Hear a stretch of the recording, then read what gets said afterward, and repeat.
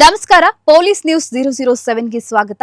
ಇವತ್ತಿನ ವಿಶೇಷ ಸುದ್ದಿ ಏನಿದೆ ತಿಳಿಯೋಣ ಬನ್ನಿ. ಪೆಟ್ರೋಲ್ ಬಂಕ್ನಲ್ಲಿ ಜಗಳ, ಮಧ್ಯಸ್ಥಿಕೆ ವಹಿಸಲು ಬಂದ ವ್ಯಕ್ತಿ ಹತ್ಯೆ.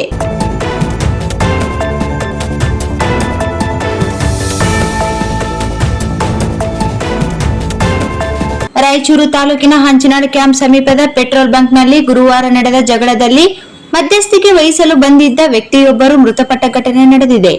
ಹಂಚಿನಾಳ್ ಗ್ರಾಮದ ಮೇಘನಾಥ್ 42 ವರ್ಷ ಮೃತಪಟ್ಟವರು.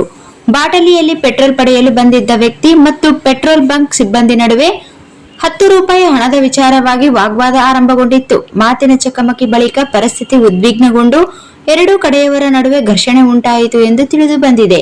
ಈ ವೇಳೆ ಪೆಟ್ರೋಲ್ ಖರೀದಿಸಲು ಬಂದಿದ್ದ ವ್ಯಕ್ತಿ ತನ್ನ ಸ್ನೇಹಿತ ಮೇಘನಾಥ್ ಅವರಿಗೆ ಕರೆ ಮಾಡಿ ಸ್ಥಳಕ್ಕೆ ಕರೆದಿದ್ದಾನೆ. ಸ್ಥಳಕ್ಕೆ ಆಗಮಿಸಿದ ಮೇಘನಾಥ್ ತಮ್ಮ ಸ್ನೇಹಿತನ ಪರವಾಗಿ ಸಿಬ್ಬಂದಿಯನ್ನು ಪ್ರಶ್ನಿಸಿದ್ದು, ಇದರಿಂದ ಘರ್ಷಣೆ ಮತ್ತಷ್ಟು ತೀವ್ರಗೊಂಡಿದೆ.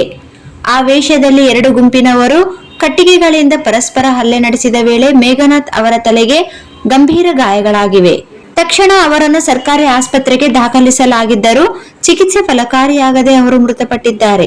ಘಟನೆ ಕುರಿತು ಮಾಹಿತಿ ಪಡೆದ ಇಡುಕ್ನೂರು ಠಾಣೆ ಪೊಲೀಸರು ಸ್ಥಳಕ್ಕೆ ಭೇಟಿ ನೀಡಿ ಪರಿಶೀಲನೆ ನಡೆಸಿದ್ದು, ಪ್ರಕರಣ ದಾಖಲಿಸಿಕೊಂಡು ಮುಂದಿನ ತನಿಖೆ ಕೈಗೊಂಡಿದ್ದಾರೆ.